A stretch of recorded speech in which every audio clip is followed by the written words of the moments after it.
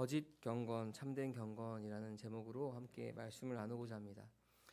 우리 옆 사람과 인사하겠습니다. 우리 함께 예배함이 기쁨입니다. 네, 함께 예배함이 기쁨입니다.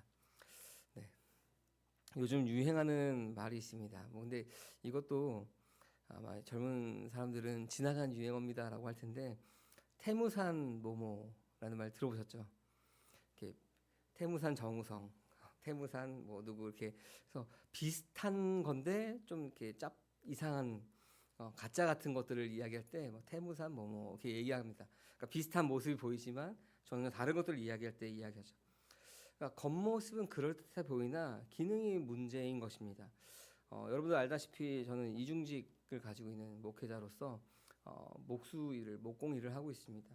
그래서 소모품이나 공구들을 굉장히 많이 사용하는데 사포 같은 거는 이런 거는 뭐 거의 소모품이기 때문에 쓰고 버리는 것들입니다. 근데 가격이 저렴한 게 있고 좀 한 1.5배 정도 비싼 게 있습니다.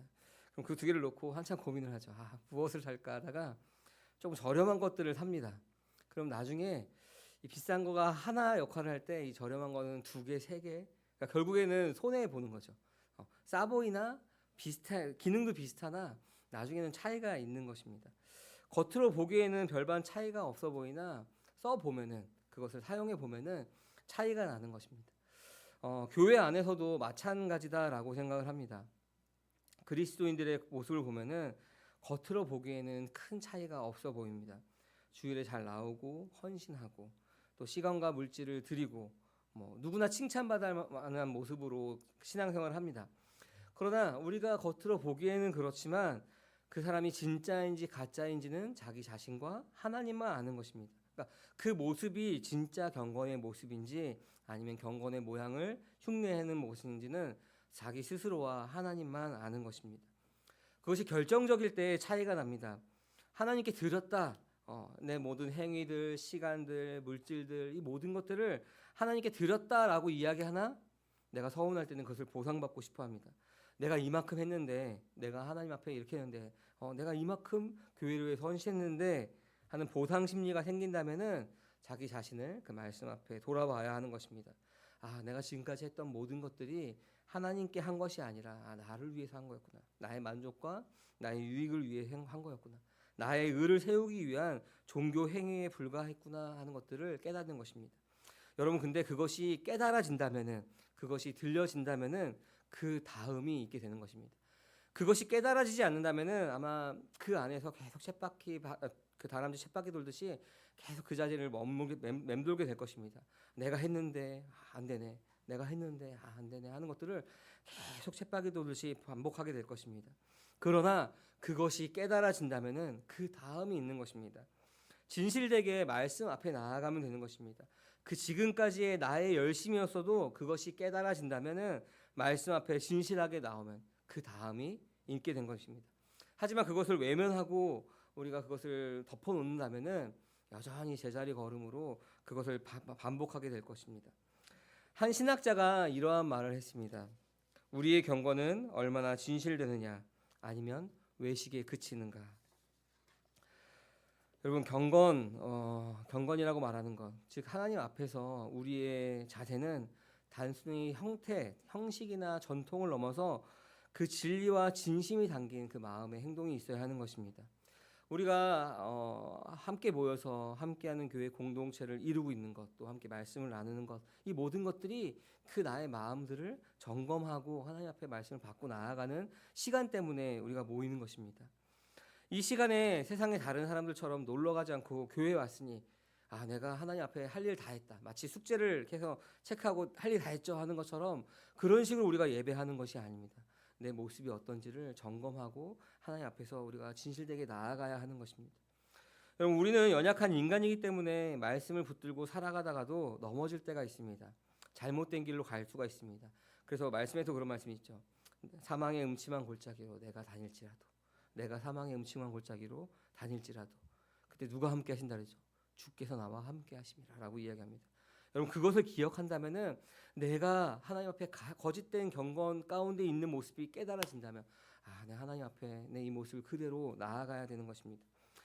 이 말씀을 드리는 이유가 오늘 디모데에게 보낸 이 바울의 편지에서도 사도 바울이 우리가 하나님 앞에서 어떤 경건의 모습을 가져야 하는지, 특별히 교회가 무엇인지, 그리고 그 복음의 중심에 자리 잡을 때 어떤 모습이어야 되는지를 말씀하고 있는 것입니다. 그 말씀을 우리가 이 시간 듣고 함께 나누는 시간이 되기 원합니다.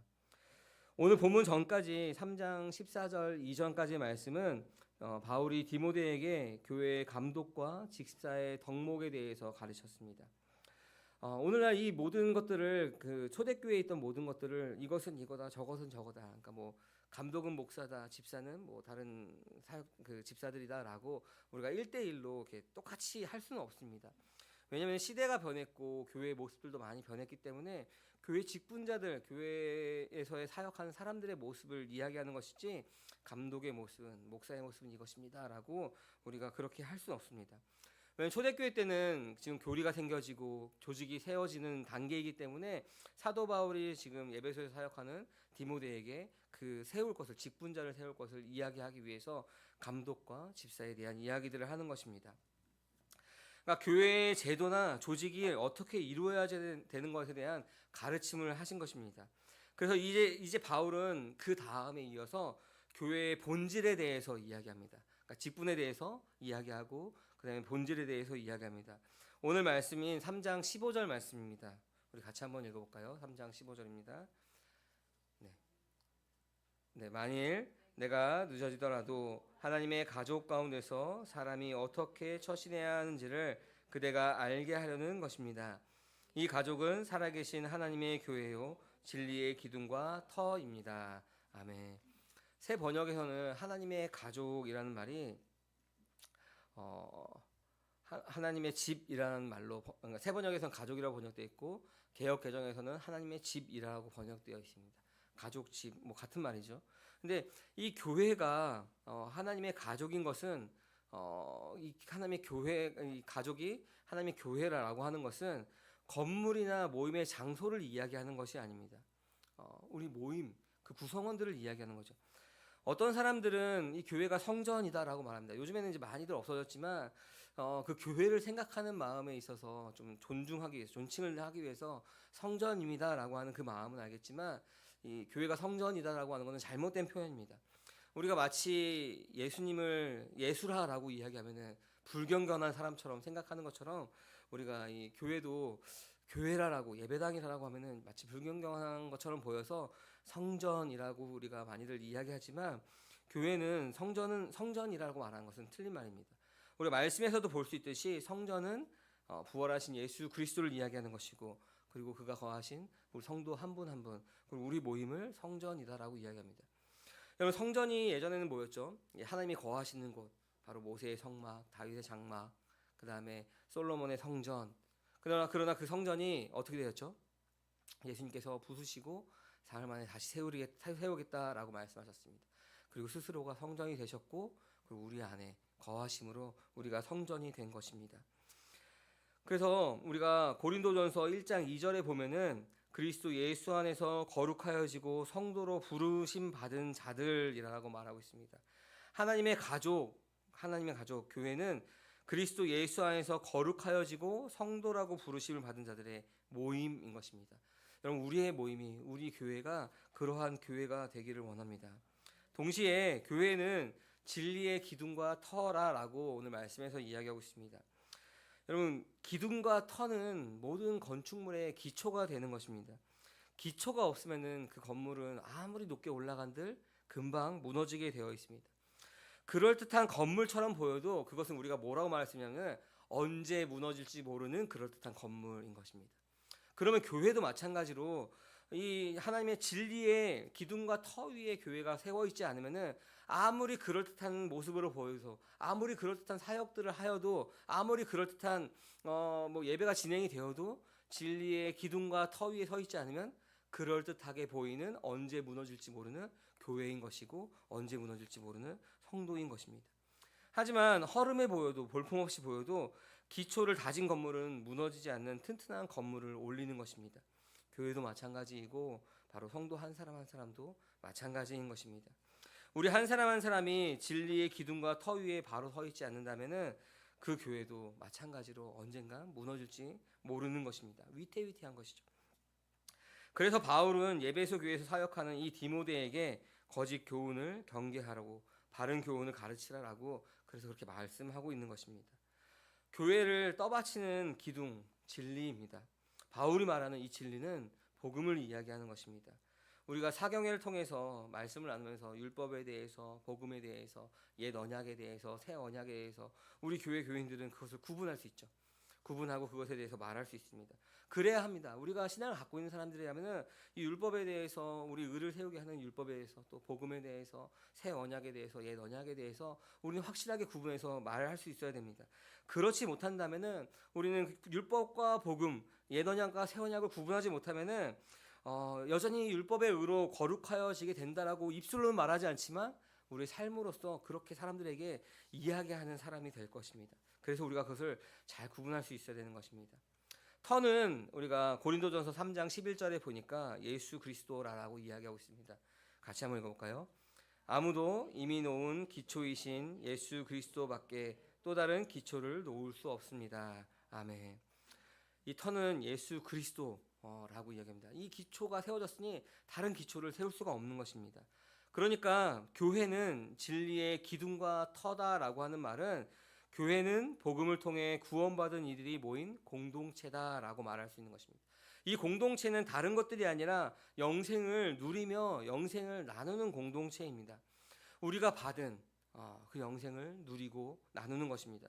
우리가 예배 끝난 후에 마을 모임이라는 것을 하고 있습니다.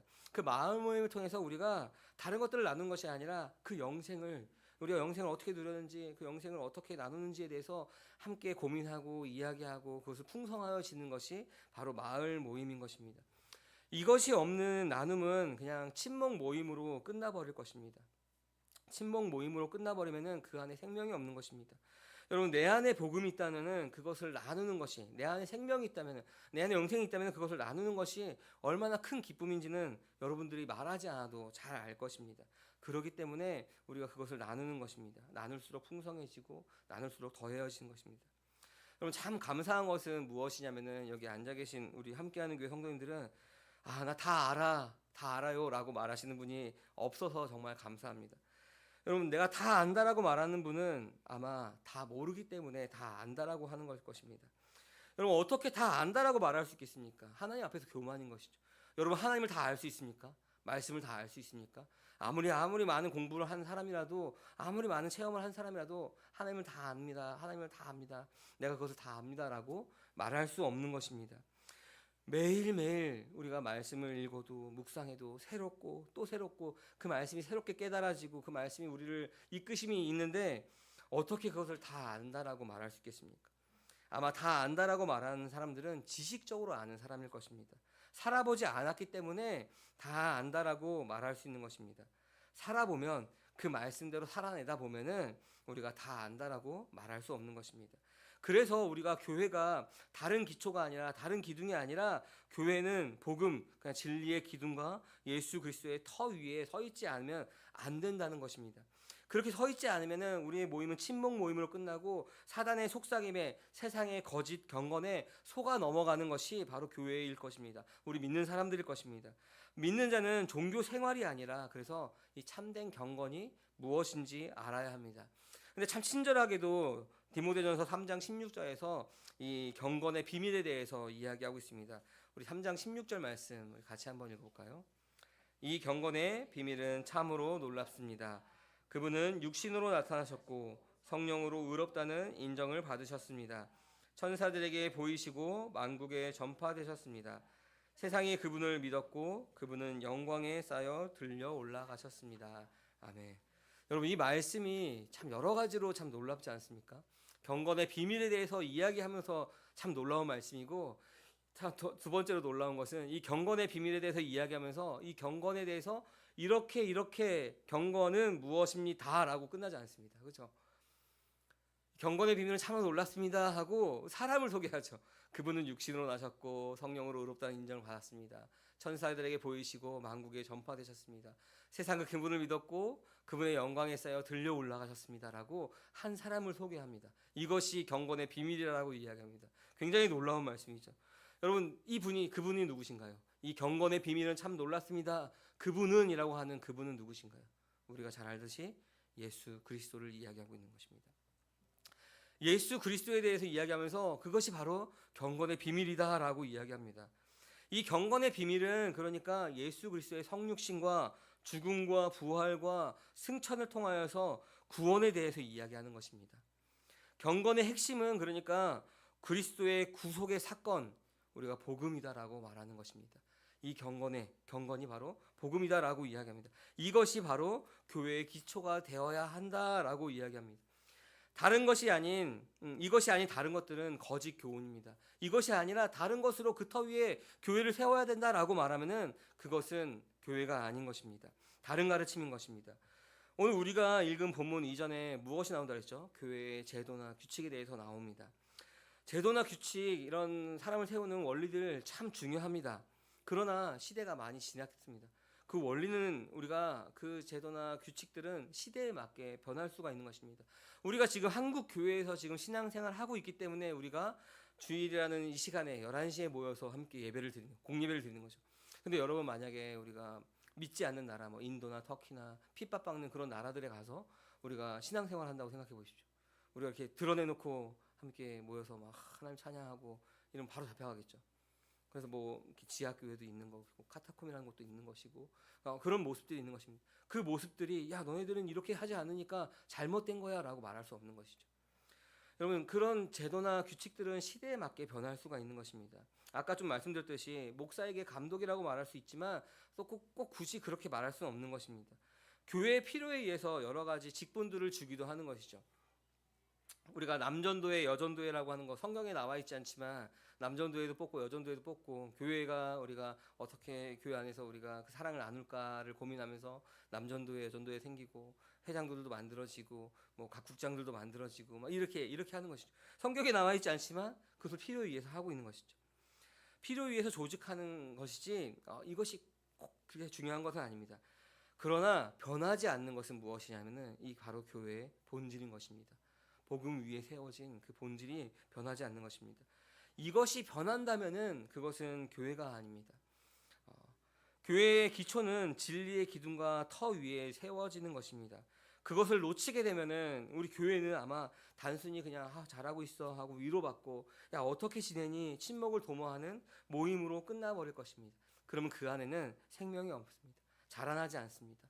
그냥 머물러 있는 것입니다.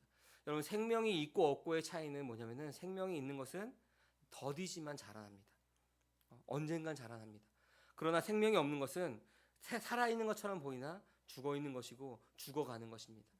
우리가 지난주에 이제 저희가 지난주죠. 우리가 추수감사주의를 하고 감 가지를 꺾어서 군데군데 걸어놨습니다. 처음에는 저게 탱탱하니 살아 있었습니다. 근데 저것이 내년 우리가 추수감사주일날도 살아 있을까요? 저대로 있을까요? 제가 만약에 여러분 저건 살아 있으니까 내년 추수감사주일까지 저기다 걸어놓읍시다 하면은 반대하실 겁니다. 그죠?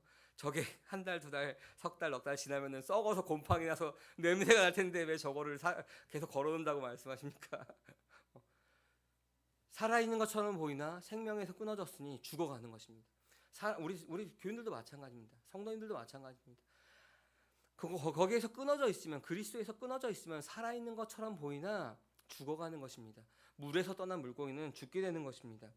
여러분, 교회는 진리의 기둥과 터 위에 세워져야지 거기서 벗어나면은 더 이상 그것은 교회라고 말할 수 없습니다. 생명이 자라지 않는 것입니다. 그러기에 자기 자신을 말씀 앞에 날마다 점검하시기를 바랍니다. 내가 진리의 기둥과 터 위에, 그 복음 위에 서 있는지, 아니면은 우리 교회가 그 터 위에 내가 그렇게 세워가고 있는지를 우리가 스스로 점검해야 하는 것입니다. 그 모습이 우리가 경건의 모습으로 드러나죠. 우리의 삶으로 드러나죠. 그래서 참된 경건은 단순히 종교적인 행위만을 이야기하는 것이 아닙니다. 바로 예수님의 삶과 구속의 사역에 깊이 뿌려내려 있는 것이 바로 이 경건이라고 하는 것입니다. 로마서 10장 17절과 18절에는 이렇게 우리에게 말씀하고 있습니다. 우리 같이 한번 읽어볼까요? 그러므로 믿음은 들음에서 생기고, 그러면 내가 묻습니다. 그들이 들은 일이 없습니까? 물론 그렇지 않습니다. 성경 말씀에 그들의 목소리가 온 땅에 퍼졌고 땅끝까지 퍼졌다 하였습니다. 아멘. 예수 그리스도의 성육신과 바로 죽음과 부활의 사건, 이 승천의 사건, 우리 복음은 우리가 하늘과 땅과 세계에 알려져야 되는 것입니다. 믿음은 들음에서 생기고 들음은 그리스도를 전하는 말씀에서 생긴다라고 한 것처럼 우리가 이제 우리 교회가 그 삶을 살아야 한다는 것입니다. 교회는 이와 같이 그리스도의 구속의 사건, 곧 복음을 세상에 전하는 역할을 감당해야 하는 것입니다. 그것이 참된 경건의 모습으로 드러나는 삶을 사는 것입니다. 이제 바울은 이제 이어서 디모데에게 경건의 비밀을 깨우치고 헛된 경건을 경계하라라고 이제 경계시킵니다. 헛된 경건은 경건의 비밀인 그리스도의 구속 사건으로 복음의 무지한 교사들에 대하여 전파되게 되었습니다. 우리 1절부터 3절까지 말씀 우리 같이 한번 읽어볼까요? 디모데전서 4장 1절부터 3절입니다. 성령께서 환히 말씀하셨습니다. 마지막 때에 어떤 사람들은 믿음에서 떠나 속이는 영과 악마의 교훈을 따를 것입니다. 그러한 교훈은 그 양심에 낙인이 찍힌 거짓말쟁이의 속임수에서 나오는 것입니다. 이러한 자들은 혼인을 금하고 어떤 음식을 먹지 말라고 할 것입니다. 음식물은 하나님께서 믿는 사람과 진리를 아는 사람이 감사하는 마음으로 먹게 하시려고 만드신 것입니다. 아멘. 헛된 경건의 핵심은 바로 육의 세계를 악으로 규정하고 있는 것입니다. 2절에 보니까 이러한 교훈은 양심에 낚인 찍힌 거짓말쟁이의 속임수에서 나오는 것이다 라고 말하고 있습니다. 세번역에서는 낙인 찍혔다, 개역개정에서는 화인 맞았다라고 이야기하는데, 여러분 낙인을 찍는 것은 누구에게 찍냐면은 노예나 아니면 범죄자의 몸에 표시를 하기 위해서 그 낙인을 찍는 것입니다. 양심에 낙인 찍힌 사람들은 바로 거짓 교사들, 바로 아무런 양심의 가책도 없이 의도적으로 거짓말을 하며 자신이 전하는 것을 믿지도 않는 사람들이 바로 양심에 화인 맞은 자들, 양심에 낙인 찍힌 사람들인 것입니다. 오늘날도 그런 단체들이 굉장히 많죠. 우리가 유명한 단체가 있습니다. 신천지라고 하는 단체가 그렇습니다. 아무런 양심의 거리낌도 없이 거짓말로 신자들을 유혹합니다. 이단과 하이비들이 그렇게 살아가고 있습니다. 여러분, 참된 경건을 가지지 못한다면 그러한 유혹에 넘어가게 되는 것입니다. 오늘 이 디모데전서에서 말하는 거짓 교사들이 주장하는 이 헛된 경건은 혼인을 금하고 음식물의 일부들을 폐하는 모습들을 보게 됩니다. 여러분, 문자 그대로 받는 것이 아니라 혼인을 금하는 것, 음식물의 일부들을 폐하는 것들은 여러분 단순히 결혼을 금지하고 어떤 종류의 음식들을 먹지 말라라고 하는 것이 아니라 거짓 경건을 이야기하는 두 집단을 이야기하고 있는 것입니다. 그러니까 초대 교회 때에 있는 그러한 이단과 사이비들을 이야기하는 거죠. 혼인을 금지하는 것은 영지주의자들이었습니다. 당시에 영지주의자들은 혼인을 금지하였습니다. 영지주의자는 당시의 이단 중에 우리가 가장 유명한 이단들이죠. 또한 특정한 음식물을 금하는 것은 유대주의자와 관련이 있는 것입니다. 그러니까 거짓 교사들은 유대주의와 영지주의가 혼합된 그럴듯한 경건으로 신자들을 미혹하는 것입니다. 그러니까 오늘날도 이것을 문자 그대로가 아니라 오늘날 우리를 미혹하고 있는 것이 무엇인지를 우리가 좀 살펴봐야 됩니다. 이 당시에 그들을 미혹하는 사람들은 눈에 보이는 몸의 일과 물질적인 세계를 경멸하게 하는 것이 그 당시의 이단들이었습니다. 피조물에 나타난 하나님의 선하신 성품을 멸시하는 것입니다. 그것은 인간의 몸과 물질 세계는 하나님의 선하신 창조물임을 그들은 거역하는 것입니다. 경건을 이유로 그것을 멸시할 수가 없는 것입니다. 음식도 마찬가지죠. 마가복음 7장 18장과 19절에 보면은 예수님께서 이러죠. 밖에서 사람 몸으로 들어가는 것이 사람을 더럽히지 못한다라고 말씀하신 것처럼, 또 베드로에게 환상을 통해서 음식을 먹게 한 것들을 보면은 우리가 이 이야기들이 무엇인지를 우리가 알아야 하는 것입니다. 여러분, 진정한 경건은 세상적인 규례나 제한에 얽매이지 않는 것입니다. 이렇게 말씀드린다고 해서 자유와 방종을 여러분 착각하면 안 되는 것입니다. 우리가 진리로 인해서 주님 안에서 자유한 것이지 방종한 것이 아닙니다. 세상의 규례나 제한에 얽매이지 않는다라고 제가 말씀드린다고 해서 내 마음대로 살자 이런 것들을 이야기하는 것이 아닙니다. 참된 경건의 핵심은 바로 우리가 복음이다라고 말할 수 있는, 앞서서 읽었던 디모데전서 3장 16절처럼 그리스도의 성육신과 공생의 죽음과 부활 그리고 승천의 이 모든 예수님께서 하셨던 그 모든 것들을 아울러서 이야기하는 것입니다. 교회의 기초가 바로 그 복음에 있다라고 하는 것입니다. 이것이 교회가 진리의 기둥과 터로 존재할 수 있는 것입니다. 하지만 여러분, 우리가 교회는 세상 가운데 속하 있죠. 우리도 세상 속에서 살아가고 있죠. 세상의 영향을 받을 수밖에 없습니다. 어떻게든 우리를 갉아먹으려고 하고 우리를 무너뜨리려고 하는 그 세상의 영향을 받지 않을 수가 없는 것입니다. 그러니까 복음에 기초하지 않은 경건은 세상 종교가, 세상의 소리가, 세상의 거짓 교훈이 혼합된 경건에 빠지게 하는 것입니다. 그리고 그것에 빠지게 될 것입니다. 참 경건의 비밀이 바로 그것에 감추어져 버립니다. 거짓 경건이 참 경건이라는 이름으로 지켜지는 것입니다. 여러분, 내 생각에는 이럴 것이야. 내가 볼 때는 하나님께서 이렇게 하시는 것을 더 기뻐하실 거야. 더 좋아하실 거야. 누구 기준이죠? 온통 내 기준, 내 생각, 내 것입니다. 말씀이 기준이 되는 것이 아니라 내 생각이 기준이 되는 것입니다. 신앙생활 하는 것도 어떻게 보면은 내 마음이 편하게 하기 위해서 내 기준대로 하는, 이렇게 하는, 하나님의 말씀을 생각하지 않고 내가 이렇게 하면 하나님께서 기뻐하실 것이야. 그렇겠지. 당연히 그러겠지라고 생각합니다. 혹은 천국 가는 티켓을 그냥 얻는 것으로만 생각을 합니다. 그래서 여러분, 우리가 이런 거짓 경건에, 거짓 교훈에 넘어가지 않기 위해서 날마다 말씀을 붙잡아야 하는 것입니다. 교회는 진리의 말씀, 복음을 증거하며 그것을 나눔으로 통하여서 참된 경건에 이르도록 해야 하는 것입니다. 그렇지 않으면은 혼합 신앙이 주는 헛된 경건을 참 신앙으로 오해하는 것입니다. 경건의 비밀을 망각한 채 헛된 경건에 몰입하여서 양심에 낙인 찍힌 자로서 살아가게 되는 것입니다. 사랑하는 성도 여러분, 우리가 하나님의 존재를 알게 하는 것들에 그래서 머물러 있어서는 안 되는 것입니다. 이것이 무슨 말이냐면은 하나님의 존재를 알고 나면은 하나님을 꼭 만나야 하는 것입니다. 말씀하시는 하나님을 만나야 되는 것입니다. 그 말씀을 경험해야 하는 것입니다. 존재만 알고 끝나면 되는 것이 아니라 하나님의 존재를 알았다면은 하나님께서 우리에게 하시는 말씀하시는 하나님을 우리가 만나야 되는 것입니다. 이 말이 무슨 말인지 여러분 정말 깨닫기 바랍니다. 하나님의 존재를 안다고 해서 우리가 거듭나는 것이 아닙니다.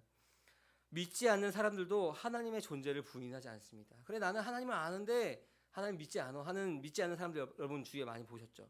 하나님의 존재를 알지만 믿지는 않습니다. 더 심각한 얘기 드릴까요? 성경에 보면은 그 군대 귀신 들린 자 뭐라고 하죠? 예수님이 나타나니까 떠나라고 얘기하죠. 그 예수님에 대해서 알고 있습니다. 귀신들도 예수님을 알고 벌벌 떱니다. 그들이 하나님의 존재를 안다고 해서 우리보다 더 잘 알겠죠. 하나님의 존재를 안다고 해서, 예수님의 존재를 안다고 해서 그 귀신들이 거듭났습니까? 구원받았습니까? 존재를 아는 것과 우리가 거듭나는 것과는 다른 것입니다. 여러분, 우리가 저희 아내도 나이가 들어서 이제 청년 때 예수님을 믿었는데, 청년 때 혹은 나이가 들어서 예수님을 믿는 사람들은 어떻게 보면 하나님께서 하나님의 존재를 확실히 각인시켜주기 위해서 많은 체험들을 하게 하시는 경우들도 많이 봤습니다. 기도만 했더니 뭐가 생기고, 기도만 했더니 하나님이 응답하시고, 하나님이 살아계시구나 하는 것들을 알게 되죠. 그런데 우리 어린아이들 보면은 뭐 하율이, 하진이, 저희 건이, 윤이 아이들 보면은 이 아이들이 자라서 하나님의 존재는 부인하지 않을 것입니다. 혹시나 믿음을 거부할 수 있어도 하나님의 존재에 대해서 거부하진 않습니다. 잘 알고 있죠. 어렸을 때부터 쭉 자라왔으니까. 저도 3살 때부터 거의 모태신앙처럼 자라왔기 때문에 하나님의 존재에 대해서 부인하지 않았습니다. 그러나 말씀하시는 하나님에 대해서는 경험하지 못했던 자가 바로 저였습니다. 여러분, 하나님의 존재에 대해서는 존재를 안다고 해서 우리가 거듭났다라고 할 수 없습니다. 여러분, 혹시나 그 하나님의 존재에 대해서 알게 된 그런 체험에 대해서 이야기한다면은 그것은 하나님을 계심을 알게 하는 방편인 것이지 그것이 나를 거듭나게 할 수 없는 것입니다. 목사님, 기도했더니 병이 나았는데요. 기도했더니 하나님께서 이렇게 응답하셨는데요. 기도했더니 기적을 보여주셨는데요. 네, 그것은 하나님의 존재를 알게 하신 것입니다. 한 발자국 더 나아가서 말씀하시는 하나님을 만나야 되는 것입니다. 구원하시는 하나님을 경험하셔야 되는 것입니다. 그렇지 않으면은 하나님의 존재만 알면은 내 생각대로, 내 판단대로, 내 뜻대로 거짓 경건에 우리가 넘어가게 되는 것입니다. 더 이상 우리가 신앙생활에 대해서 깊이 묵상하지 않습니다.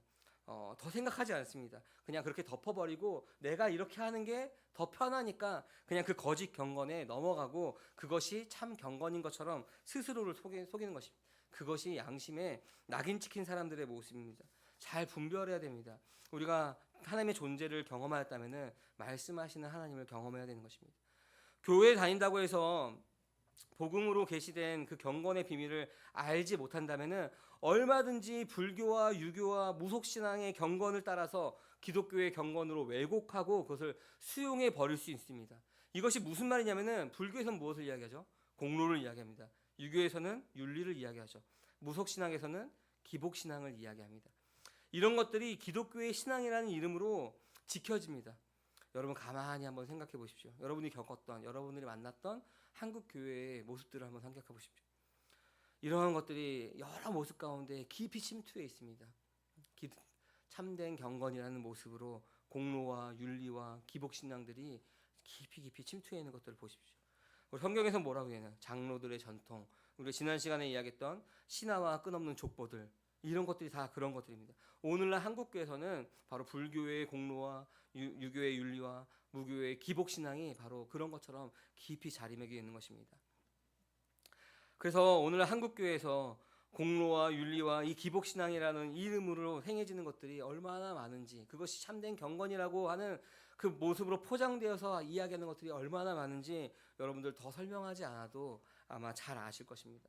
그 안에 생명이 있습니까? 생명이 없습니다. 그 안에는 오직 율법만 있습니다. 율법으로 그들을 정죄합니다. 왜 이렇게 하지 못합니까? 왜 저렇게 하지 못합니까? 이렇게 해야 옳은 것입니다. 이렇게 해야 맞는 것입니다. 라고 정죄하고 재단하는 것밖에 없지 그 안에는 생명이 없는 것입니다. 이렇게 해야 된다, 저렇게 해야 된다, 방법적인 것들을 이야기하지만 본질적인 것들을 이야기하지 않습니다. 거짓 경건에 여러분 스스로 속지 않기 바랍니다. 오직 말씀 안에서 참된 경건의 모습을 가지시길 바랍니다. 요한복음 6장 63절에 보면은 생명을 주는 것은 영이다. 내가 너희에게 한 말은 영이요 생명이다 라고 말하고 있습니다. 복음의 능력은 헛된 경건에 몰입한 신자를 구원하여서 생명에 이르게 하는 것입니다. 여러분 생명은 하늘에 속한 진리인 것입니다. 동시에 하늘과 땅을 모두 아우르는 것이 바로 이 생명이라고 하는 것입니다. 하늘에 속한 이 생명은 이 땅에서의 우리의 삶을 풍성하게 만듭니다. 여러분 우리가 내가 생각하는 것처럼 물질적으로 아니면 다른 여러 가지 것들로 풍족하여서 부족함이 없게 풍성한 것이 아니라 그 영생을 풍성하게 누리는 삶을 이야기하는 것입니다. 죽음 이후에 그것이 더 풍성하여져서 영원에서 완성되는 것입니다. 이 땅에서 그것을 맛보고 살아가는 것이죠. 그것이 바로 복음이라는 기둥과 진리의 터 위에 세워질 때 가능한 것입니다. 이것이 그리스도의 구속의 은혜가 가져오는 영생의 풍요함을 이야기하는 것입니다. 그것을 정말 우리가 깊이 누리고 그것에서 떠나지 않길 바랍니다. 사랑하는 성도 여러분, 바울은 이제 우리 오늘 본문 말씀 마지막 5절에서 이렇게 이야기하고 있습니다. 같이 한번 읽어볼까요? 모든 것은 하나님의 말씀과 기도로 거룩하여집니다. 아멘. 하나님의 말씀과 기도로 거룩하여지는 것입니다. 여러분 이 말씀이 우리가 더 이상 뭐라고 막 설명하지 않아도 성령께서 조명해 주셔서 이 말씀이 말씀과 기도로 거룩하여진다는 이 말씀이 깨달아지고 그것이 진정으로 살아내기를 기도합니다. 정말입니다. 그래야 여러분 그 말씀이 들리는 것입니다. 나를 살리는 말씀이 들리는 것입니다. 살아보지 않고는 우리가 말씀과 기도로 우리가 거룩하여지는 그 삶을 살아보지 않고는 그것이 들리지가 않는 것입니다. 에스겔서에서 보면은 이런 이야기가 나옵니다. 예루살렘에서 많은 여인들이 예배하고 있죠. 누구를 위해서 예배하냐면은 바로 단무스를 위해서 성전에서 애곡하고 있습니다. 우상, 그 성적인 우상이 있는데 그 우상을 위해서 많은 여인들이 예루살렘에서 애곡하면서 그를 예배하는 것들을 보고 그 무지함을 보게 됩니다. 에스겔에서 그거 보면서 너무나 안타까운 마음으로 이야기하죠. 여러분 어떤 신학자는 이렇게 이야기합니다. 새벽마다 부르짖는 굉음은 누구를 위한 것인가? 그 신앙이 단무스를 위하여 애곡하던 이스라엘 여인의 무지한 신앙과 다를 바가 없다라고 어떤 신학자가 이야기합니다. 굉장히 우리에게 큰 울림을 주는 이야기입니다. 새벽마다 부르짖는 굉음은 누구를 위한 것인가? 신앙에 열심은 있지만 참된 경건의 비밀을 알지 못하였고 알고자 하는 마음도 없는 자는 그 거짓 경건의 모양을 추종하며 따르는 사람들입니다. 그것이 옳다. 왜냐하면 그것이 편하니까. 이렇게 하세요. 하나 둘 셋 하고 하는 것이 편하니까 그것을 추종하며 따릅니다. 여러분 그러나 그 안에는 생명이 없는 것입니다. 그러면서 그들은 뭐라고 얘기하냐면은 교회의 기둥과 터가 되는 그 기초인 복음을 다 안다라고 말하는 자들입니다. 착각하는 사람들이죠. 사랑하는 함께하는 교회 성도 여러분, 혹시 우리가 헛된 경건, 거짓 경건으로 열심히 쌓아온 탑이 있다면은 그것이 얼마나 높든 얼마나 견고하든 그것이 무너지는 것이 은혜인 것입니다. 아까워하지 않기 바랍니다. 저는 그것이 무너지는 것이 너무나 아까워서 꼭 붙들고 7년 동안 매달렸습니다. 안 무너지게 해주세요. 내가 이걸 얼마나 열심히 쌓아왔는데, 내가 하루에 몇 시간씩 기도하고 내 경건을, 나의 의를 세우기 위해서 얼마나 노력했는데 이거 무너지지 않고 그 위에 쌓아주시면 안 됩니까? 라고 제가 기도했던 것이, 그 모습을 살았던 것이 바로 저의 모습이었습니다. 이것이 무너진다고 생각하니, 이거 다 없어져야 된다 생각하니 얼마나 이 지금까지의 삶이 헛된 거라고 생각하고, 얼마나 공드는 탐인데 그것이 무너져야 된다니 내가 지금까지 무엇을 위해서 이렇게 열심을 내었을까라는 그 마음 때문에 이것이 무너지는 것이 너무나 아까웠습니다. 그 말 속에 답이 있습니다. 하나님을 위한다고, 하나님께 한다고 했지만 다 저를 위한 것이었습니다. 제 행위를 위한 것이었습니다. 저의 의를 나타내기 위한 것이었습니다. 여러분, 그러나 그것이 모든 과정 가운데 있는 것입니다. 알을 깨고 나오듯이 그것이 무너져야 우리가 새로 태어날 수 있는 것입니다. 하나님의 공의의 심판을 받아야 하는 것입니다. 무너져야 헛된 경건에서 건짐을 받는 것입니다. 무너져야 진리의 기둥과 터 위에 올바르게 쌓아갈 수 있습니다. 아무리 높게 산들 그것은 언젠가 무너질지 모르는 탑일 뿐인 것입니다. 사랑하는 함께하는 교회 성도 여러분, 참된 경건으로 살아가기를 바랍니다. 옛사람의 옷을 벗어던지고 생명으로 살기를 진심으로 간구합니다. 우리는 단지 규칙을 따르는 신앙이 아니라 하나님의 은혜로 깊이 뿌리내린 참된 경건의 삶을 살도록 우리를 부르신 것입니다. 복음이 우리 안에 깊이 새겨질 때 이 진리의 터로서 교회의 사명이, 우리 각자 한 사람 한 사람의 사명이 확실해지는 것이고, 그것이 눈앞에 보이는 것입니다. 매일매일 삶 안에서 말씀과 기도로 거룩하여지는 함께하는 교회 모든 성도님들 되시기를 주님의 이름으로 간절히 소망합니다. 아멘. 이 시간 우리 함께 들은 말씀을 기억하면서 우리 함께 기도하기 원합니다.